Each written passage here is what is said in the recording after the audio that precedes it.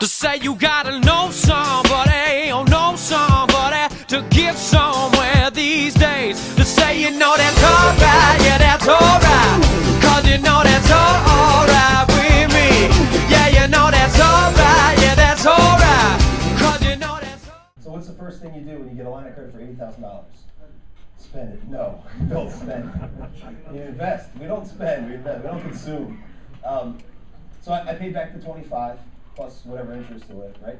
Then I wrote myself a check for $40,000. My wife was happy that day. Or $40,000. My wife was very happy that day. So I wrote myself a check for the $40,000. That was the same money that I was going to get on the wholesale, right? The same money. It was borrowed. What does that make it? Not taxable. It wasn't taxable. What happened to the house that I wholesaled? It would be gone. I still have it. We put $8,000 into rehabbing the house. We rented out the house, lease to own. We got an additional $5,000 from the lease to own person as non-refundable option consideration. NROC, N-R-O-C, write that down. Non-refundable option consideration.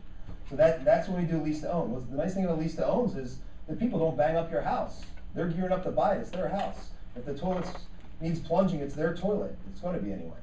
And there's a tax reason for doing that as well. So I got the $40,000 in my bank. I have the house now. I have a line of credit payment, and the lease to own payment. You know, it was probably at the time maybe 6-7%, something like that. The tenant was paying me $500 every 2 weeks.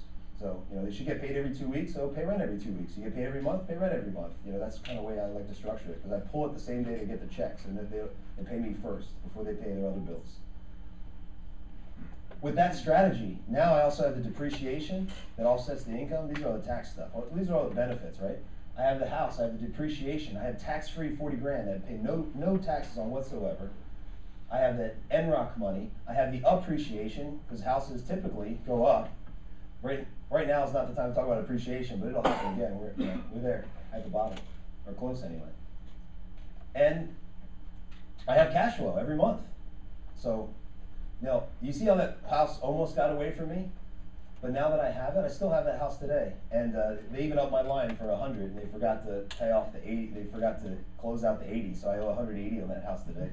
And what do you think we did with the rest of the money? Bought more real estate, right? So that was my first deal, and you know the numbers don't have to be as juicy as that. But we have just did a deal. We bought it for 99. It was worth 200. Well, we'll borrow 135 on the house, pull out some money tax-free, renovate the property, rent it out. We're done. We just put money in our pocket tax-free. So anybody here that's a flipper or a wholesaler, flip to yourself, wholesale to yourself. It's a phenomenal strategy, especially when you involve the seller in the financing too. I say to people, I'm not a salesman, I'm a buys man. You know, when I'm going to, you know, I dial people. I have no problem dialing the MLS. I just call the people. I call them directly. I don't talk to the realtor. I don't like realtors that represent. I don't like. It's not that I don't like realtors. I really like realtors. I just don't like people whisper down the lane. I don't like people in the middle of the transaction. I want to be principal to principal, belly to belly with the seller. So we test for motivation. We dial people on the MLS. For sale by owner. That's what FSBO stands for sale by owner. And FRBO. That's for rent by owner. Okay. I actually have more success with for rent by owner. For rent by owner, these are people that are used to accepting monthly payments. So when I present seller financing, they're used to accepting monthly payments. They're already geared up for it. You have, you know, for rent by owners, you can find them on Craigslist, the newspaper, the signs in the yard. The newspaper ones, man, if somebody's still advertising in the paper, they're probably undercharging for their rent, because if they're not on Craigslist, that's where everything's, you know, being rented. So those are some of the places I look for when I'm calling. It's very efficient to call, because you don't spend a dime in gas. You're sitting there in your office. You just crank out some phone calls, right? And you can call these people and say, "Hey, I understand you're renting your house. Is there any reason you wouldn't sell it? I'm interested in buying it. You know, how long have you owned it?"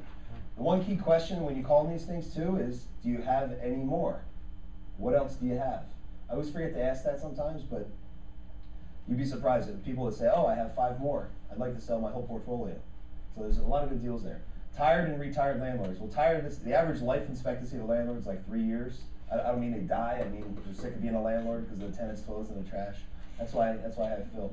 He's a good manager. Me, on the other hand, I just want to buy houses. The retired landlords. Retired landlords are used to getting, let's say, we bought a house. The house is worth $150,000. We bought it for $160,000. Why in the world would we do that? Well, we gave her. She's used to a tenant. The tenant's giving it. She's asking $850 a month in rent. I said, I'll tell you what. I'll give you $1,000 a month in rent, $5,000 down, and I'll buy the place, and you don't have to deal with the tenants until it's in trash anymore. So I look like either a very weak buyer, but to her I look like a very strong tenant, right? She's used to $850 in a security deposit, and she has to deal with all this stuff. Now she doesn't have to deal with anything anymore. I give her 12 checks in the mail, $1,000 a month. There's no interest in that. $1,000 a month for 155 months, no interest. You know, a deal like that, I paid over market value. So this is not a bricks and sticks business. This is a financing business. You're in the financing business. I'll pay $1 million for a property. I'll pay $1 million for anybody in here's house if you take it $100 a month for 1,000 months, or 1,000 months, whatever. You understand the concept? So there's price and there's terms, and it's the combination, combining the two of those, that really gives you the deals. If you know, now there's some people that all they do is make low-ball cash offers. I'm not that guy, but some people do it. I just say, you know, open up your mind a little bit, because the money's in the financing. Especially if you're flipping, it's all about price, because you're flipping it, right? It's all about price.